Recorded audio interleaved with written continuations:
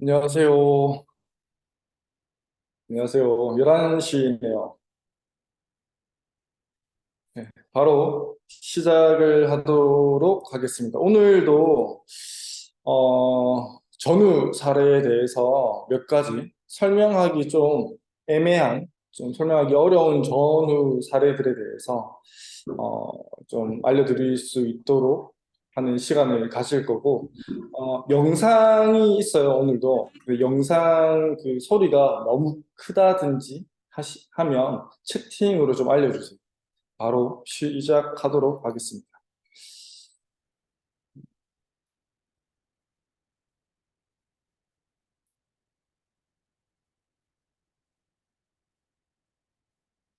어, 저희 그 바코디나 또는 밴드 또는 유튜브 같은 것들을 통해서 지금 슬라이드에 보이는 이분의 애프터 사진을 보신 적이 있으신 분도 있고 없으신 분도 계시겠죠. 지금 애프터 사진을 보시면 알겠지만 얼굴 윤곽이라든지 얼굴의 비대칭이라든지 얼굴 윤곽이라든지 턱선 같은 부분에서 굉장히 많은 애프터를 보이고 계시죠. 어서오세요. 의자 어깨 쪽도 보시겠어요? 좀 삐딱하기도 하고, 그전에는. 그리고 눈썹의 왼쪽 비포 사진을 보시면 눈썹의 대칭성도 맞지 않죠. 귓볼의 대칭성도 맞지 않고, 머리목을 오른쪽으로 기우뚱하고 있는 듯한 저런 상태고요. 턱선이 약간 보이지 않을 정도로 턱선이 무뎌져 있고, 목선과 턱선이 구분이 안 되어져 있죠. 근데 오른쪽 사진을 보시면 양쪽 눈썹의 높이라든지 귓볼의 높이가 대칭성을 좀 찾았죠. 그다음 가장 두드러지는 애프터 같은 경우에는 턱선이 살아났죠. 턱선이 물론 등이나 목에서의 어떤 변화 때문에 얼굴에서의 변화가 나타나는 것도 있겠지만 그게 아니더라도 저희가 좀 궁금해 하실 수 있는 게 저희 입는 바른 자세는 목과 얼굴을 커버하는 게 없잖아요. 그죠? 뭐 마스크 같은 입는 바른 마스크 이런 게 없죠. 어, 근데도 불구하고 얼굴 쪽에서 얼굴 윤곽이라든지 얼굴 쪽에서 굉장히 많은 이런 애프터를 보였단 말이죠. 그래서 이거를 어떻게 이런 변화가 나타났을까? 어떻게 이거를 조금 더 우리가 과학적으로 설명할 수 있을까를 제가 많이 고민을 했었고 그거를 좀 해결해 줄 만한 그런 자료들을 좀 찾아봤어요. 영상을 하나 좀 이따 보여드릴 건데, 보여드리기 전에 좀 짧게 정리를 좀 해드리면, 호흡이 이 사람의 얼굴의 변화에 영향을 미쳤다라는 거예요. 앞서 보이시는 분의 영향에, 얼굴에 영향을 미쳤다는 거고, 우리가 코로 들이쉬고 내쉬는 호흡이 잘 되셔야지만, 코로 들이쉬고 내쉬는 호흡이 잘 되셔야 정상이지만, 그 코로 호흡이 하기 힘드신 분들 같은 경우에는 입으로 호흡을 하는 경우가 많이 발생해요. 입으로 호흡을 하게 되면 하악에서의 변화가 도드라지게 돼요. 턱선의 변화가 생긴다든지 하악의 변화가 생긴다든지 이런 내용들에 대해서 어, 설명을 해주는 그런 영상을 하나 보시겠습니다. 동생 켈리와 언니 사만다의 얼굴 화관이 꽤 다르다는 것을 볼 수 있습니다. 이들이 성장하고 몇 년 뒤 언니 사만다의 턱은 더욱 길어지고 돌출형 입을 갖게 되었습니다. 무엇이 이 차이를 만들었을까요? 스탠포드 대학의 앤드류 후보만 교수가 그 이유를 설명합니다.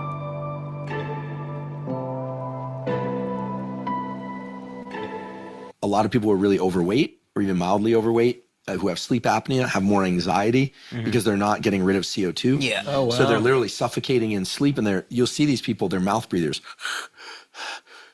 Not even necessarily just people who are overweight. So it's not good to be a mouth breather. You don't blow off enough CO2, anxiety Yeah, I've goes heard up. you should sleep with like athletic tape on your mouth so you train yourself to breathe through your nose because apparently it's way better for you. Yeah, I'll do cardio. I do a long run once a week or some long cardio. I do it. I try and not mouth breathe the whole time. Can it also change face shape?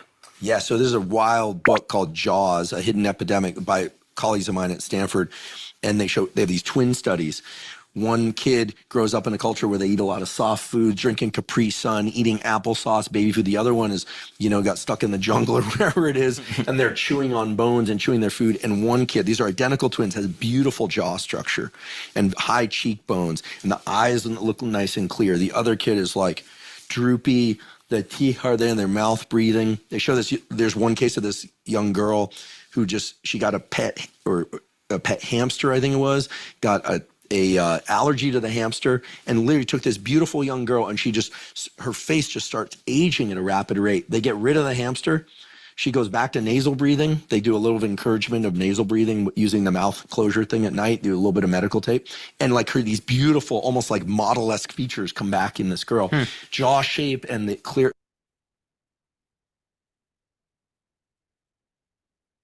네. 지금 봤던 영상에서는 그 개구 호흡을 하게 되면, 입으로 호흡을 하게 되면 이제 하악이 좀 비정상적으로 발달하게 된다든지, 또 안면에 뭔가 비대칭을 유발할 수 있다라는 말을 한 거고, 그와 동시에 호흡뿐만이 아니라 우리가 치아도 적당한 저작 활동을 잘 해줘야 하악의 발달, 정상적인 발달에 영향을 미친다라는 그런 내용이었고요. 그래서 우리 입는 바른 자세가 어떻게 호흡에 영향을 줬을까를 한번 생각을 해보시면, 지금 그 슬라이드에 보이시는 것처럼, 슬라이드 왼쪽에 보이시는 것처럼 호흡을 생각하시면 크게 직접적인 기관이 두 개가 나와요. 하나는 폐가 적당히 확장과 수축을 할 수 있어야 호흡을 잘할 수 있겠죠. 그 다음 횡격막이 위아래로 계속 잘 움직여줘야 적당히 내가 할 수 있는 100%의 호흡을 하실 수가 있는 거예요. 하지만 오른쪽 사진을 이제 보실 때, 오른쪽 세 가지 사진을 보셨을 때, 제일 왼쪽에 바른 자세로 이렇게 있는 요 사람의 폐 상태, 그 다음 횡격막의 상태와 가장 오른쪽에 보이는 좀 구부정하고 자세가 좋지 않은 상태에서 폐와 횡격막의 상태는 똑같지 않을 거예요. 훨씬 더 제일 오른쪽에 있는 사람이 훨씬 더 폐가 더 확장하기 힘들어지고 횡격막이 위아래로 적당히 잘 움직이기 힘들어질 거예요. 그렇게 된다고 하면 내가 예를 들어서 제일 왼쪽에 있는 사람처럼 있을 때는 내가 호흡할 수 있는 그 양의 100% 호흡을 할 수 있다라고 치면 제일 오른쪽에 있으신 분은 60-70%의 호흡밖에 하지 못하는 거예요. 그러면 호흡이, 쉽게 말해서 호흡이 힘들어지게 되겠죠. 호흡이 딸리게 되는 거예요. 내가 필요한 만큼의 호흡을 못하게 되는 거예요. 우리가 내가 필요한 만큼의 호흡을 못하게 되는 상황이 언제 있을까요? 갑자기 운동을 하실 때, 갑자기 등산, 갑자기 뛰어야 될 때, 막 버스 막 놓칠까봐, 지하철 놓칠까봐 뛰어야 될 때, 이럴 때를 생각해 보시면 평상시 내 호흡에 비해서 호흡이 딸리게 되고 호흡이 더 필요한 상태가 되죠. 그때 우리 무슨 호흡을 하실까요? 다 개구 호흡을 하죠. 호흡이 딸리고 힘들어지면 개구 호흡을 하게 돼요. 개구 호흡.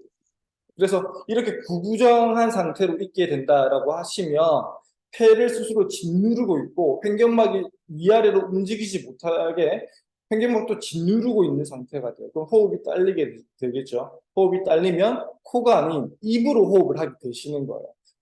비단 비만이신 분들에 국한된 내용은 아닙니다. 비만이신 분들이나 마르신 분들이나 스스로 이렇게 나쁜 자세를 하게 되어져 있다라고 하면 폐나 횡격막의 기능이 훨씬 더 감소하게 되고 그러므로 해서 호흡이 코가 아닌 입으로 하는 호흡이 발생할 수 있다라는 거예요. 입으로 호흡을 하시다 보면 내 하악에서의 뭔가 변화라든지 얼굴에서의 뭔가 변화, 안 좋은 변화들이 발생할 수도 있다라는 거죠.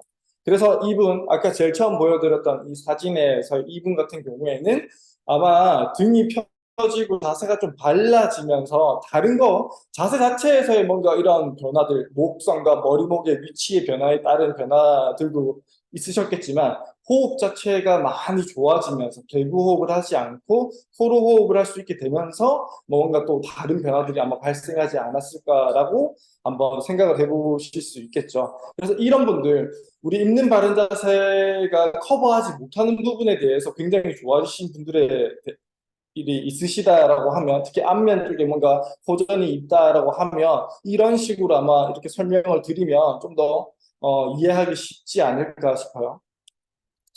이게 조금 설명하기 힘든 부분이라서 제가 따로 한번 호흡과 연관지어서 설명을 드렸고, 또 한 가지 또 제가 아주 전후사를 설명을 할 때 많이 이제 좀 사진을 가져다 와서 쓰시는 분이신데, 이 남성분 같은 경우에는 화면이 좀 크신 분들은 잘 보이겠지만 제일 왼쪽 비포 사진을 보시면 목 뒤에 이렇게 주름이 있어요.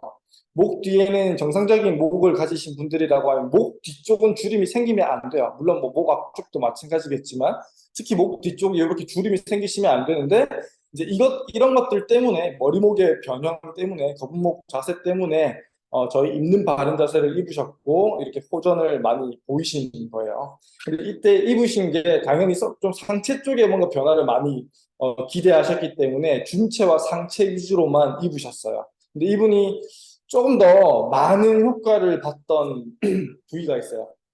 바로 이제 하지 정맥류, 오른쪽 다리를 보시면 오른쪽 다리에 하지 정맥류가 굉장히 좀 심하신 편인데, 중체와 상체를 입었는데 하체 쪽에서의 이 하지 정맥류가 너무 좋아지신 거예요. 그래서 이게 저는 또 이걸 좀 설명을 하고자 했었거든요. 이게 왜 좋아졌을까가 궁금해서 이것저것 한번 알아봤고 그것들을 오늘 한번 설명을 드릴 겁니다. 중체, 하체, 우리 PT770을 입지 않았는데도 불구하고 하지에서의 이런 엄청난 효과를 보이신 분에 대해서 한번 설명을 해볼 거예요. 중체 쪽에서의 어떠한 변화가 이분의 하지 정맥류를 좋아지게 만들었는지에 대해서 좀 설명을 드릴 겁니다. 일단 첫 번째, 그 하지 순환에 영향을 줄 수 있는 거는 서 있는 자세가 굉장히 좀 중요해요. 서 있는 자세. 그래서 오른쪽으로 가면 갈수록 사람이 체중심이 앞쪽으로 쏠려 있는 자세예요. 마치 피사의 사탑처럼 이렇게 수직으로 잘 세워져 있지 못하고 이렇게 기울어져 있어요. 제일 오른쪽에 여성분의 체형을 보시면 이렇게 앞쪽으로 체중심이 이렇게 쏠려지다 보면 종아리 근육을 굉장히 과사용하거든요. 과사용. 특히 여성분들 중에서도 승모근이 많이 좀 과발달되신 분이라든지 종아리 쪽이 과발달되어서 고민이신 분들이 많죠. 근육은 절대 이유 없이 강해지지 않아요. 대부분 종아리가 과발달되시는 분들 같은 경우에는 남녀노소 불문하고 이렇게 앞쪽으로 기울어진 상태로 서 있는 분들이 굉장히 많으실 거예요. 이렇게 앞쪽으로 서 있게 되면 신체 뒤쪽에 있는 애들이 일을 많이 하게 되고 특히나 종아리 근육이 일을 많이 하게 됩니다. 그래서 종아리 근육이 굉장히 뻣뻣해지게 되겠죠. 너무 과발달한 상태에서 너무 단단해져 있는 상태가 될 수 있어요. 그래서 종아리 근육의 별명이 제2의 심장이다라고 해요. 하지로 내려갔던 피를 다시 심장으로 짜 올려주는 역할을 하는 게 이 종아리 근육의 역할이거든요. 그래서 이렇게 짜 올려주는 역할을 잘 수행해 내려고 하면 모든 근육들이 마찬가지겠지만 이렇게 근육 상태가 보들보들해야 되겠죠. 보들보들하면서 수축기한을 잘 반복해줘야 하지로 내려갔던 피를 다시 위로 잘 짜 올려줄 수 있는 피가 이렇게 딱 잡으면 내용물이 올라가는 것처럼 그런 역할을 종아리 근육에서 해줘야 돼요. 근데 이 종아리 근육이 너무 단단해져 있으면 수축기한을 잘 할 수 없게 돼요. 그럼 내려갔던 피가 다시 올라오지 못하겠죠. 내려갔던 피가 다시 올라오지 못하면 하지에 부종이 생긴다든지 또는 하지에 정맥류 같은 것들이 생기게 된다는 거죠. 그래서 하지로 내려갔던 피가 위로 잘 올라가지 못하게 된다라는 거고, 종아리 근육이 이렇게 과발달되는 이유는 잘못 서 있기 때문이고, 대부분 체중심이 앞쪽으로 기운 상태로 잘못 서 있기 때문에 종아리가 과발달하게 되고 종아리가 뻣뻣해지면서 피를 잘 짜올려주지 못한다라는 거예요. 그래서 우리가 중체 쪽을 입게 되면 잘 서 있을 수 있게 되죠. 배 앞쪽에서 뭔가 뒤로 등 쪽으로 이렇게 잡아주는 역할을 중체가 해주게 되죠. 조금 더 바르게 서 있을 수 있도록 만들어준다라는 거죠. 그러므로 해서 종아리가 다시 재기능을 할 수 있도록 만들어주면서 하지의 순환이 좋아질 수 있다라는 게 첫 번째 설명이고요. 그 다음 두 번째 설명을 드리면 아까 서 있는 거에 대해서 말씀을 방금 전에 드렸지만, 서 있는 자세와 종아리에 대해서, 종아리 근육에 대해서 말씀을 드렸는데, 서 있게 되면, 가운데 지금 보이는 바르게 서 있는 사람 같은 경우에는 심장에서 동맥으로 나가는 빨간색 화살표의 그 선과 정맥으로 올라오는 파란색 화살표의 선이 직선이에요, 직선. 근데 제일 오른쪽에 보이는 아주 안 좋은 자세로 잘못 서 있는 사람 같은 경우에는 이 경로가 심장에서 발끝으로 왔다 갔다 하는 이 경로가 직선이 아니라 곡선이 되겠죠. 우리가 무언가 이렇게 왔다 갔다 하기 위해 제일 빠른 경로는 직선이죠. 곡선이 아니라 직선이에요. 당연히 피도 마찬가지예요. 피도 전반적으로 직선인 경로를 왔다 갔다 하는 게 훨씬 더 잘 왔다 갔다 할 수 있겠죠. 근데 곡선화되어 있으면 직선보다 훨씬 더 순환에 있어서 얻을 수 있는 이점이 전혀 없다는 거예요. 예, 쉽게 생각하셨을 때 경로에 뭔가 틀어짐이 생긴다는 거죠. 잘못 서 있게 된다라고 하면 곧게 잘 서 있어야 되는데 이러므로 해서 순환에도 영향을 미칠 수 있다는 게 두 번째 설명이고요. 그다음 세 번째 설명은 이거예요. 지금 바른 자세로 있을 때 내 내부 장기들의 위치와 제일 오른쪽에 보이는 나쁜 자세, 좀 구부정한 자세로 있을 때 내 내부 장기들의 위치가 좀 다르죠. 모양도 다르고요. 바른 자세로 있을 때보다 나쁜 자세로 있을 때가 스스로 이렇게 짓누르고 압박하는 자세가 돼요. 위에서 아래로 스스로 짓누르는 자세가 돼요. 그래서 이 내부 장기들 우리 몸 안에 담겨 있는 거는 제일 왼쪽에 보이시는 것처럼, 제일 왼쪽 사진에서 보이시는 것처럼 내부 장기만 압박받는 게 아니라 내부 장기 그 속에 있는 아주 큰 동정맥들도 압박을 받게 돼요. 위에서 아래로 누르려는 이런 압박을 받게 되겠죠. 구부정하고 안 좋은 자세로 있게 되면 위에서 아래로 누르는 압박력 때문에 아래로 내려갔던 피가 위로 올라오기에 굉장히 안 좋은 압을 받게 된다는 거예요. 아래로 내려갔던 것들이 위로 올라오기가 더 힘들어지겠죠. 내가 위에서 아래로 이렇게 꾹 누르고 있다라고 치면, 뭔가 안 좋은 압을 가하고 있다고 치면, 이런 불필요한 압박 때문에 하지로 내려갔던 피가 위로 잘 못 올라온다는 거예요. 이게 스스로 불필요한 압을 위에서 아래로 가하는 이런 불필요한 압이 하지 순환에 또는 복부 순환에 영향을 미친다는 게 세 번째 설명이고요. 그 다음은 다시 한번 또 횡격막이에요. 이 횡격막이 호흡에만 중요한 게 아니에요. 횡격막은 이렇게 위아래로 움직이면서 호흡에도 많은 역할을 하겠지만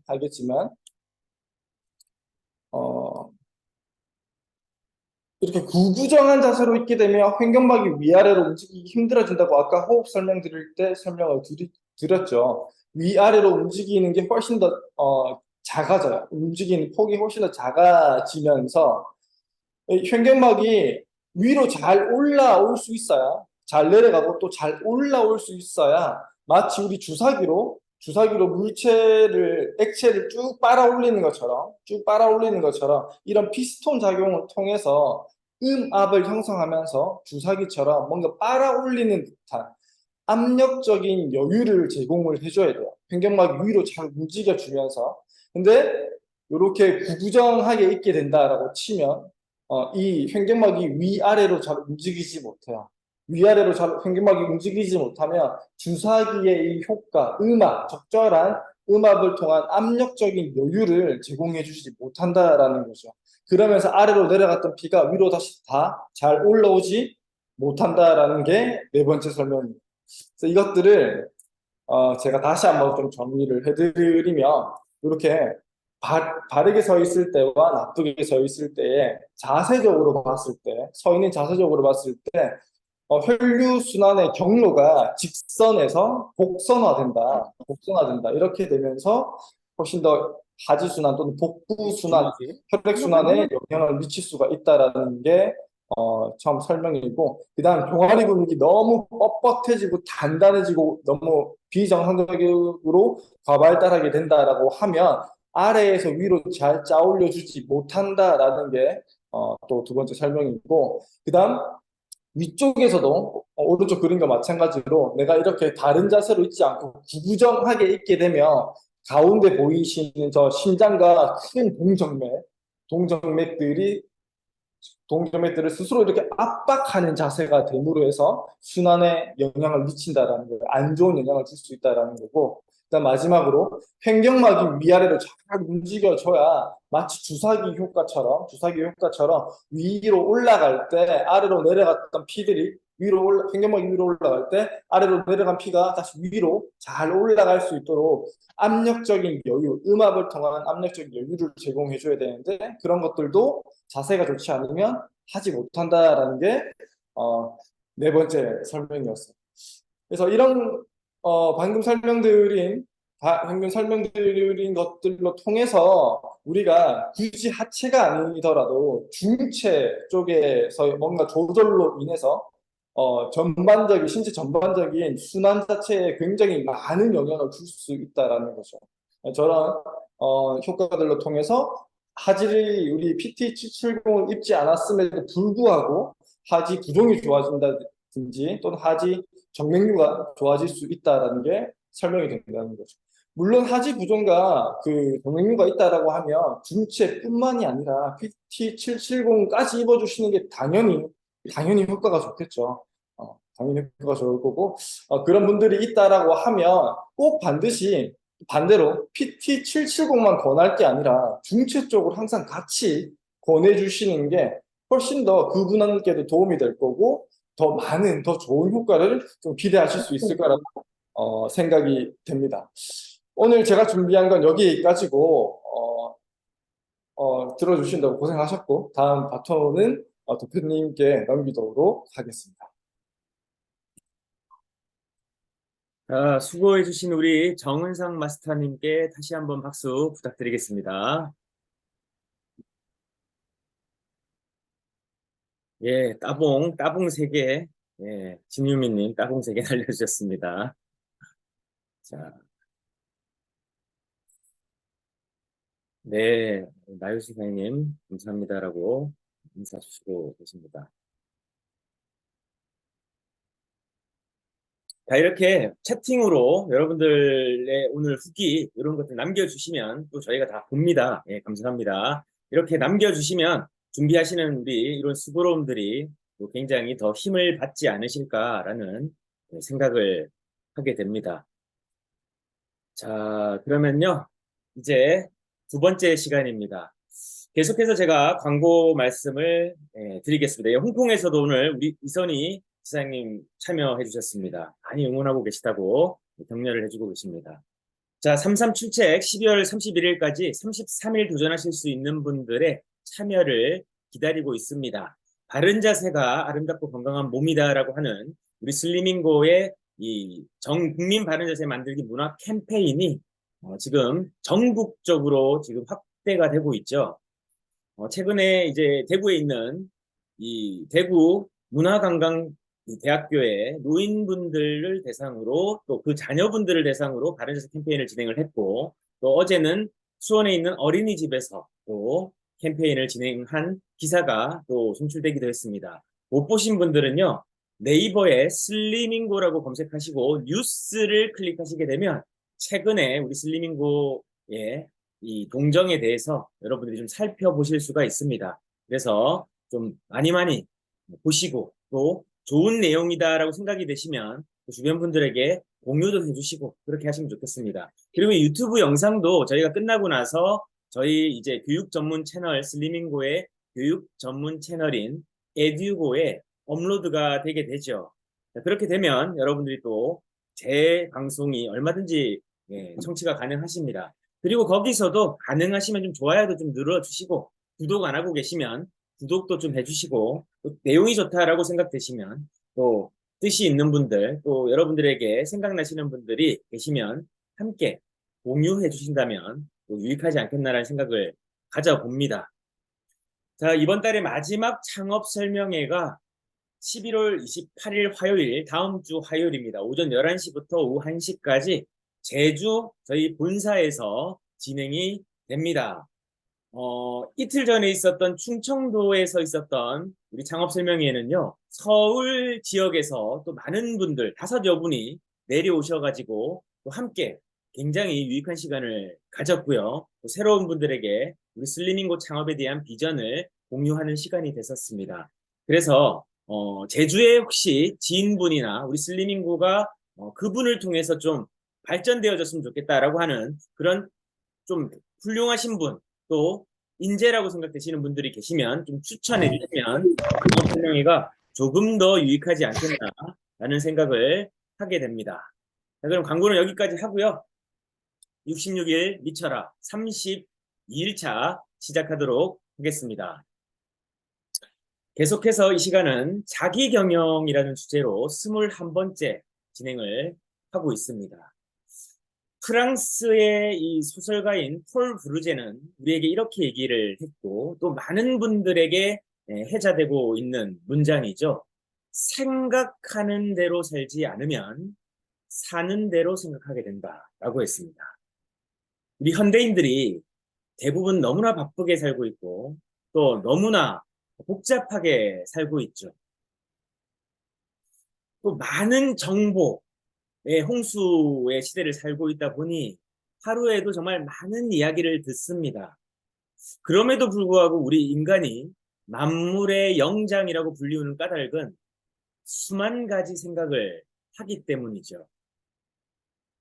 지금 이 시간에도 약 70여 계정이 들어와 있고 전국적으로 함께 참여하는 분들을 합산하게 되면 약 한 200여 분 정도가 지금 참여하고 계십니다.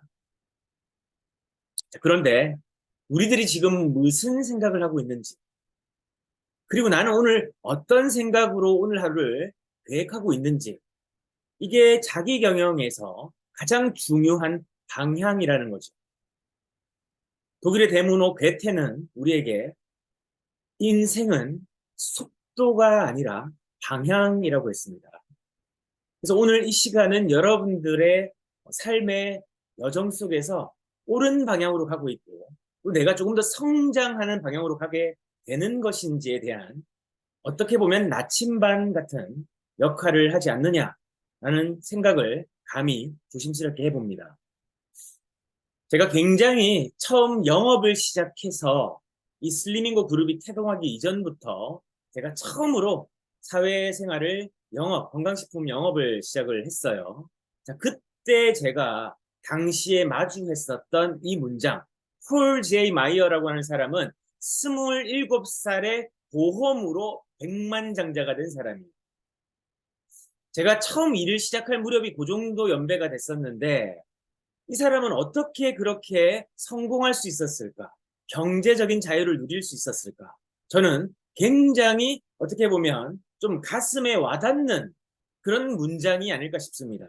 그래서 폴 J. 마이어는 자신의 여러 가지 책 중에서 이 철학에 대해서 많이 얘기를 했어요. 성공 철학, 성공하는데 반드시 어떤 명제가 있고 그리고 거기에는 인과관계가 있다는 것이죠. 그리고 우리에게 어떤 메시지가 있다는 건데 보이시는 분들은 한번 같이 읽어주시겠습니까? 시작! 마음속에 그린 것을 생생하게 생각하고 간절히 바라며 깊이 믿고 열의를 다해 행동하면 그것이 무엇이든 반드시 이루어진다. 우리 2번만 더 해볼까요? 마음속에 그린 것을 생생하게 생각하고 간절히 바라며 깊이 믿고 열의를 다해 행동하면 그것이 무엇이든 반드시 이루어진다. 한 번만 더. 마음속에 그린 것을 생생하게 생각하고 간절히 바라며 깊이 믿고 열의를 다해 행동하면 그것이 무엇이든 반드시 이루어진다. 이 3의 법칙에 대해서는 제가 이 니콜라 테슬라의 이 3의 집착에 대해서 말씀을 드렸죠. 우리가 3번이라고 하는 것은 우리에게 어떻게 보면 완전수예요. 성경에서도 창조주 하나님이 이야기하시는 완전수가 3이죠. 그래서 세겹띠는 쉽게 끊어지지 않는다라고 말씀하고 있죠. 자, 그렇게 우리가 3번을 반복하게 되면 처음엔 내 머리가 듣습니다. 머리와 귀가 듣죠. 이성이라고 하는 존재가 듣습니다. 2번째 말을 하게 되면 내 지성이 듣습니다. 아, 그래. 공감이 되는 내용이고 이해하게 되네. 근데 3번째 듣게 되면 내 영이 듣습니다. 영성이 들어요. 그래서 우리가 3번을 반복하고 3번을 적고 그렇게 내가 그 적은 내용을 약 15초에서 20초 내 평균을 내서 17초 정도를 듣게 되면 테슬라는 우주의 열쇠를 쥔 것과 마찬가지라고 우리에게 얘기한 적이 있습니다. 그래서 여러분들이 어떤 내용을요, 내가 안다, 들었다, 그래, 뭐 뻔한 내용이네 라고 하는 사람들은요, 그냥 머릿속에서 이성에서 차단이 돼버려요. 약 한 1시간도 안 가서 여러분들의 머릿속에서 휘발되어서 날아가 버릴 겁니다. 아, 그런 내용이 있었나? 어디서 들어본 적 있었던 것 같은데? 라고 하는 생각이 드는 것이죠. 근데 2번 정도 곱씹고 조금 깊이 듣게 되면 지성이라고 하는 우리가 가지고 있던 고유의 우리 이 인풋이라고 얘기하죠. 우리 머릿속에서 남아있던 재료들과 결합이 되게 돼요. 제가 자주 말씀드리는 뇌 가소성, 우리의 뇌는 오늘 내가 가지고 받아들이고 생각하고 수용하는 것들에 대해서 내 뇌 신경망이 다시 그 내용을 이해하고 그것을 내가 행동하기 위해서 다시 재조직하는 단계로 발전하게 된다. 이게 중요한 것인데 우리가 지금 이 얘기를 듣는 것만 해도 여러분들은 여지껏 생각하지 않으셨던 것들에 대한 새로운 관점, 새로운 생각을 하게 되고 여러분들의 뇌에 있는 신경망 조직들은요, 이 생각이 여러분들에게 영향이 된다면 여러분은 그걸 다시 받아들여서 재조직해서 이 내용을 여러분들이 할 만한 사람으로 또 할 수 있는 마음과 동기를 그리고 할 수 있는 능력을 그리고 여러분 뇌에서 신경 전달 물질을 내어보내서 도파민이라고 하는 이 호르몬을 내어보내고 아세트콜린이라는 호르몬을 통해서 여러분들이 그것을 할 수 있게끔 만들어주고 아드레날린의 호르몬을 통해 여러분들이 적정하게 흥분하고 거기에 대한 동기를 추구할 수 있게 만들어주고 이런 뇌 활동들이 이루어지는 것이죠. 그런데 한 번 더, 3번째 여러분들이 하게 되면은 그때는 여러분들이 영이 듣습니다. 우리 인간은 지성의 동물이라고 하지만 아니요, 영성의 동물이죠. 우리 내면에 우리 스스로가 이야기하는 목소리라고 생각하는 것은 포스트 모더니즘이고 뉴 에이지 사상인데 우리는 어쨌든 창조주로부터 비롯되었다. 창조론이 대세이죠. 그게 진리인 것이죠. 뭐 이걸 부정하는 분도 계시겠습니다만은 아직까지 과학계나 뭐 종교계에서 그런 부분을 가지고 싸우고는 있습니다. 하지만 우세하고 조금 더 과학적이고 이성적인 게 창조론이죠. 진화론이 아니라. 그래서 우리가 이 내용을 듣고 나면 이 얘기에서 내 마음에서 어떤 생각이 일어나요. 열정이 일어나고 어떤 감동이 일어나고 뭔가 하고자 하는 열의가 생기게 되는데 그걸 영성이라고 부를 수 있을 것 같아요. 스피릿 지수. 그래서 영성 지수가 중요하다라는 얘기를 하죠. 폴 제이 마이어가 이 얘기를 하고 있는 거예요. 폴 제이 마이어가 굉장히 크리스찬이었습니다. 그래서 마음속에 그린 것, 이게 비전이라고 제가 말씀드리죠. 모든 세상의 이 물체와 세상의 모든 에너지들은요, 생각으로 출발했다는 거예요. 여러분 지금 주변에 저희 동네에서도 지금 밖에 보면 아파트 짓고 있는 게 보여요. 근데 저 아파트가 그냥 생겼습니까? 저희들은 아무 생각 없이 저 아파트를 보면 한 달 지나고 2달 지나고 3개월 지나 있으면 아파트가 막 올라가요. 막 없던 게 생기고 색도 칠해져 있고 창도 달리고 막 한단 말이죠. 도로도 닦여 있고. 그런데 아무 생각 없이 보면 변화하고 있는데 저것을 만들어가는 사람들은 어떻죠?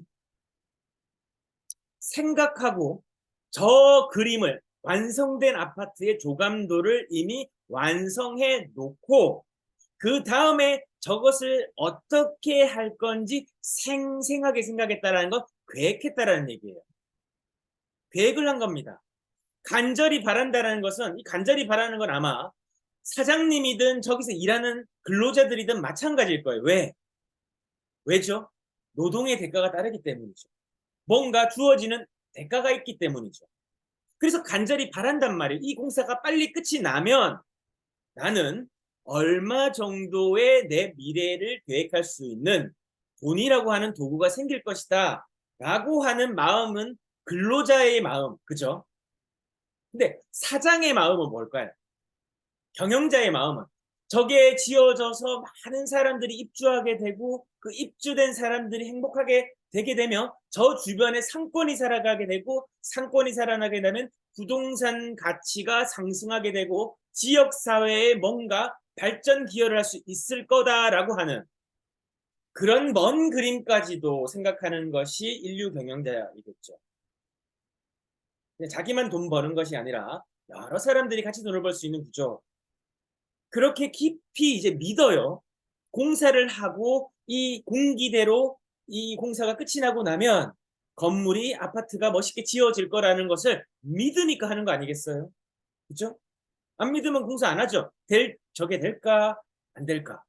저렇게 하는 게 진짜 맞을까? 아닐까? 의심하게 되면 못 짓는 거예요, 아파트. 그리고 나서 전 근로자와 모든 이 현장 이 인력들이 열의를 다해서 행동합니다. 그럼 마침내 아파트는 완공되게 되고 이제 입주를 하게 되고 사람들이 행복하게 살아가는 것이죠. 하나의 촌락을 이루게 되는 것입니다. 우리가 보는 모든 현실들은 이 구조로 되어져 있다는 걸 우리는 이해해야만 됩니다. 그러면 오늘 내가 나라고 하는 삶의 성공이라고 하는 아파트를 짓는데 내가 지금 어떤 생각으로 이 아파트를 짓고 있는지 우리는 오늘 이걸 한번 자문해 보셔야 되는 것이죠. 튼튼하고 높고 또 많은 사람들과 상호작용하고 또 그들이 행복해하는 모습을 볼 수 있는 그래서 삶의 어떤 이 지역에 기여를 하고 뭔가 의미가 있는 그래서 죽었을 때 얼마 전에 제가 또 했던 레파토리긴 하지만 이 죽기 전에 나 정말 행복하게 잘 살았다. 나 정말 의미 있게 살았다. 나 정말 멋있게 살았다. 나 진짜 후회가 없다. 야, 정말 아름다웠다. 이렇게 얘기할 수 있는 그런 삶을 살기 위해서 우리가 지금 뭘 하고 있습니까? 자기를 경영하는 생각에 대해서 살펴보자는 것이죠. 그러면 위대한 성공을 부르는 5가지 법칙에 대해서 우리 존 마이어가 얘기를 했는데 첫 번째가 있습니다. 목적에 대한 생각을 구체화했는가? 자, 목적이라는 거는 제가 계속 말씀을 드린 바 있습니다. 목적이라는 건 내가 어떤 일을 해야 되는 이유, 동기 이런 것이죠. 우리 저기 이제 요즘에 뭐 범죄 프로그램이 이렇게 많아가지고 실제 범죄를 가지고 연예인들이 모여서 형사가 출연하고 이렇게 얘기하는 이 교양 프로그램 뭐라고 해야 되겠죠? 자, 그런 프로그램이 있습니다. 저도 지나가면서 한번 본 적이 있는데 보게 되면 이런 얘기들이 나와요. 저 사람의 살해 동기가 뭐냐? 살인 목적이 뭐냐? 이런 얘기를 한단 말이죠. 자, 동기, 왜 죽였냐? 이게 이유가 되는 거죠. 자, 그러면 오늘 내가 어떻게 성공할 것인가 라는 것은 질문이 먼저 수반돼야 되는 게 있죠. 너가 왜 성공해야 되는데? 라고 하는 그 이유, 그 동기, 이게 구체적이어야 된다는 거죠. 안 그러면 사람들이 가다가 말더라는 겁니다. 하다가 말더라는 거예요. 포기하다라는 겁니다. 생각보다 중요한 생각이 있는데 그 생각은 바로 내가 왜 해야 되냐? 그 동기를 정확하게 세워야 되는 거예요. 저 아파트 왜 세워야 되는데? 왜 저기여야 되는데? 왜 지으려고 하는데? 이게 비전이라고 얘기를 해요. 세상의 모든 일은 에너지이고 우리가 하는 생각도 에너지예요. 이 에너지를 어디에 쓸 것인가가 오늘 우리가 발휘해야 되는 첫 번째죠. 차에 기름은 가득 채워 넣는데 어디로 가야 될지 모르면 그냥 시동만 걸고 밟고만 가면 기름 낭비, 공해 낭비, 환경의 오염입니다. 그렇죠? 내 시간 낭비고 내 에너지 낭비예요. 이 모든 게 낭비라는 거죠. 우리가 오늘을 살아감에 있어서도 오늘 하루 내가 성공을 해야 된다. 어떤 일에 대한 목표가 있다라고 한다면 먼저 가져야 되는 생각은 왜 성공해야 되는지 이유를 적어보라는 겁니다. 저도 이 질문에 이 얘기를 처음 들었을 때도 아니 성공하면 되지 뭐가 목적이 필요하라고 했는데 다시 원점으로 돌아올 만한 일이 있었거든요. 그렇게 되고 나니까 내가 왜 성공해야 되지? 나 왜 잘 살아야 되지? 난 왜 멋지게 살아야 되지? 이 질문이었어요. 여러분들은 그 질문에 대해서 망설임 없이 답할 어떤 정의가 있습니까? 우리가 위대한 성공이라고 부르는 그 성공을 하기 위해서는 이 단계를 거치지 않으면요, 나중에 나는 누구를 위해서 종을 울렸는가? 내가 왜 여기까지 왔지? 내가 어쩌다 여기까지 왔지? 현대인들이 가장 많이 하는 푸념 아닐까요? 왜 내가 여기까지 왔지? 어쩌다가 여기까지 왔지? 이런 얘기들이란 말이죠. 어쩌다가 여기까지 왔다라는 그 말에는 많은 의미가 포함되어 있습니다만은 그 중에서 나는 바람의 연처럼 떠밀려서 왔다. 내 의지대로 여기까지 온 게 아니다. 즉, 내 주체적이게 살아왔다기보다는 외력에 의해서, 타인에 의해서, 또 환경에 의해서 어떻게 보면 끌려가다시피 했다. 그래서 내 자유의지라는 것이 실종되어진 상태라는 거죠. 자유의지. 창조주가 우리에게 주신 가장 중요한 이 권능이죠. 우리가 생각하고 계획하는 것은 질서가 있는 거고 그것을 내가 결정하는 것은 내 책임이라는 거죠. 그래서 이 목적, 즉 동기를 세우는 게 중요하고 두 번째는 구체화한 목적을 달성할 계획과 시안을 정했는가? 너 진짜 성공해야 돼요. 저 진짜 잘 돼야 됩니다. 저 진짜 해야 되거든요. 저 진짜 돈 벌어야 됩니다. 저 정말 잘 살아야 돼요. 이건 목적을 세운 것 단계예요. 두 번째는 그럼 왜 잘 살아야 되는데 이제 왜 다음에 어떻게가 나와야 됩니다. 어떻게? 그러면 어떻게 잘 살고 싶은데 어떤 동네에서 살고 어느 정도의 소득을 벌고 어느 정도의 자산을 가지고 어느 정도의 규모의 일을 하고 뭐 이런 것들이 정리가 돼야 되죠. 또 어떤 산업에 종사를 하고 또 어떤 일을 하고 또 그 일 중에서 어떤 포지션을 맡고 이런 것들이 구체화돼야 된다는 거예요. 이게 없으면 역시나 외력에 의해서 나 그냥 식당 가서도 이렇잖아요. 식당 가서도 뭐 드실래요? 뭐 드실래요? 10명 중에 제가 만나본 8명이 아무거나라고 답합니다. 자기가 하고 싶은 게 없어요. 즉 결정을 타인에게 양도합니다. 그리고 나서 음식이 맛이 없으면 누구 책임? 너 책임. 너가 잘못 시켜서, 너가 이상한 거 시켜서, 너가 맛없는 거 시켜서 나 오늘 한 끼를 망쳤다. 책임은 누구? 너. 이게 현대인들이에요. 이게 성공하지 못하는 사람들, 99%의 사람들이 하는 생각이에요.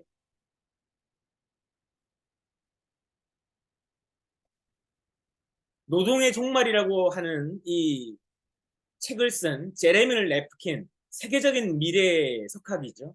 이 제레미 랩킨의 이 노동의 종말을 보시게 되면 잉여인간론이라는 게 나와요. 잉여인간론이 뭐냐? 세상은 100%라고 봤을 때 99%의 잉여인간과 1%의 개인 리더들이 이끌어간다라고 했습니다. 99%는 잉여인간이라고 극단적인 표현을 쓴 거죠. 근데 남아도는 사람들이라는 거죠. 이런 얘기 들으면 여러분 화가 나지 않으세요? 저는 화나던데.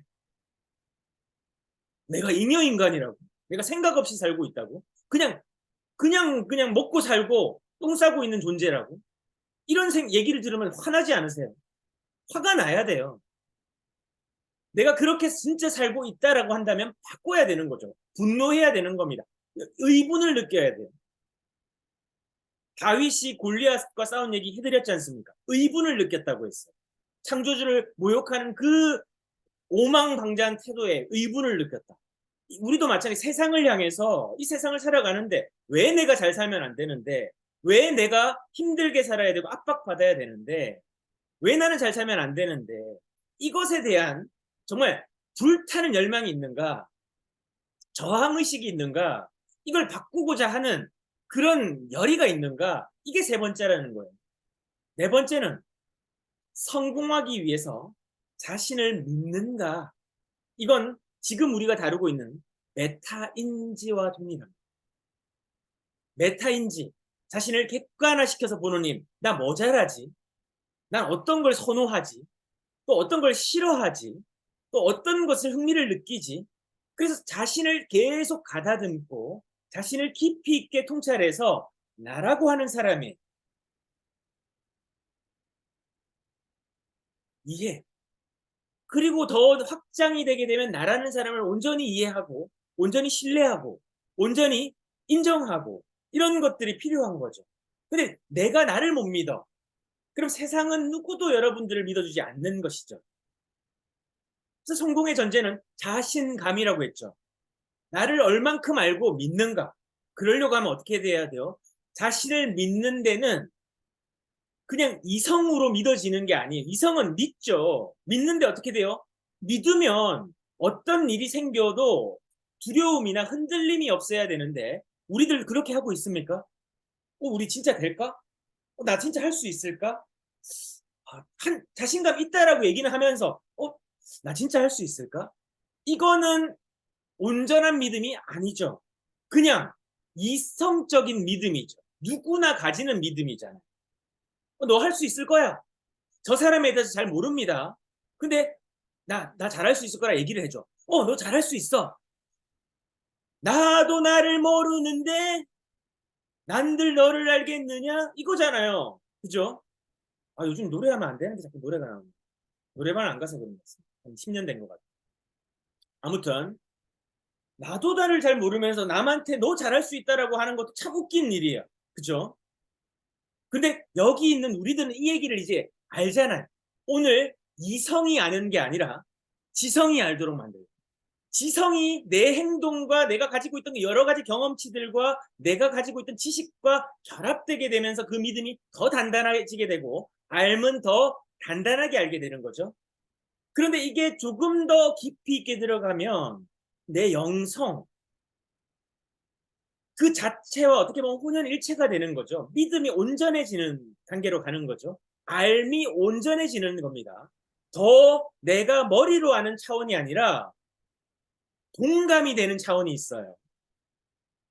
이러려고 하면 우리가 많은 생각과 많은 경험과 또 피드백이라고 하는 과정을 통해서 나를 조금 더 날카롭게 가다듬어야 되는 거죠. 그래서 우리가 이야기를 하는 것이 그거죠. 나무를 베야 됩니까? 나무를 베야 돼. 나에게 주어진 시간이 일주일이 있어요. 근데 대부분 열심히 빨리 배워야지 하면서 나무를 열심히 도끼로 뱁니다. 그러나 링컨은 얘기합니다. 나에게 나무를 벨 수 있는 시간이 3일이 주어지면 이틀은 도끼를 가는 데 집중하고 나머지 하루에 베겠다. 이 얘기를 한 거죠. 그래서 내가 중요한 일이 뭐냐? 나를 갈고 닦는 이런 과정들이라는 거죠. 다섯 번째는 환경과 비판에 구애받지 않고 일을 하는데 필요한 것이라면 어떠한 대가도 치르겠다는 강철 같은 각오가 섰는가? 각오가 중요해요. 뭘 성공을 하겠다. 그러면 각오를 서야 돼요. 각오가 서야 돼요. 어떠한 환경과 비판에도 내 주변 사람들이 성공하지 말라고 할 거예요. 야, 너 그냥 아서라. 그냥 편히 살아라. 그냥 솔잎만 먹어라. 이런 얘기를 할 겁니다. 마치 개 아시죠? 개. 이 집게 개. 개를 바구니에 담아두면요. 개들이 이렇게 우리가 바구니 다라이라고 얘기하죠. 다라이에 개를 담아두면 개는 절대 그 다라이를, 죄송합니다. 일본말 써서. 대야를 절대 벗어나지 못한답니다. 왜 그럴까요? 한 개가 올라가서 위로 올라갈 만하면 밑에 개가 개를 잡아 당긴답니다. 한 놈이 또 올라가려고 하면 한 놈이 또 밑에서 개 집게로 또 잡아 끈답니다. 어떻게 보면 개 같은 인생이죠. 죄송합니다. 욕한 거 아니에요. 어이. 성공하려고 하면 밑에서 잡아 끌어요. 근데 그게 가장 가까운 사람들이란 얘기죠. 그래서 그럼에도 불구하고 내가 어떤 대가를 치를 각오가 있다. 그러면 나는 오늘 자기 경영을 하는데 가장 중요한 첫 단추를 다 낀 거예요. 어떻게, 나 왜 잘 살아야 되는지 이유도 알았고, 그리고 나 이거 하는 이상 포기하지 않겠다. 성공할 때까지 하겠다. 인디안 기우제처럼. 인디안 기우제는 절대 실패하지 않는다라고 하죠. 왜? 비가 올 때까지 기우제를 드리니까. 우리가 성공을 향해 가는 우리의 태도도 이 인디안 기우제 같아야 되지 않을까라는 생각을 가집니다. 우리가 어떤 생각을 오늘 하느냐? 오늘 성공이라고 하는 그 목표 달성을 위해서 5가지 법칙에 대해서 같이 한번 살펴봤습니다. 중요한 것은 적어야 된다는 거예요. 적어야 돼. 내가 뭘 하고 싶고 왜 해야 되는지를 적고 어떤 걸 할지를 적으라는 거예요. 내일은 어떤 걸 어떻게 해야 되는지에 대해서 한번 또 적어보는 그런 시간을 갖도록 하겠습니다. 어느덧 일주일의 마지막 금요일이고요. 또 우리 내일이면 주말이 시작이 됩니다. 어찌됐든 오늘 날씨가 많이 추운데 이동 간에 안전에 유의하시고, 또 여러분들의 열정이, 여러분들의 이 뜨거운 열정이 이 차가운 날씨도 뜨겁게 만드는 그런 열정적인 하루 보내시기를 응원합니다. 감사합니다. 내일 뵙겠습니다. 예, 될 때까지, 예, 수고하셨습니다. 올 때까지. 네. 감사합니다. 네, 감사합니다. 고맙습니다. 감사합니다. 네, 감사합니다.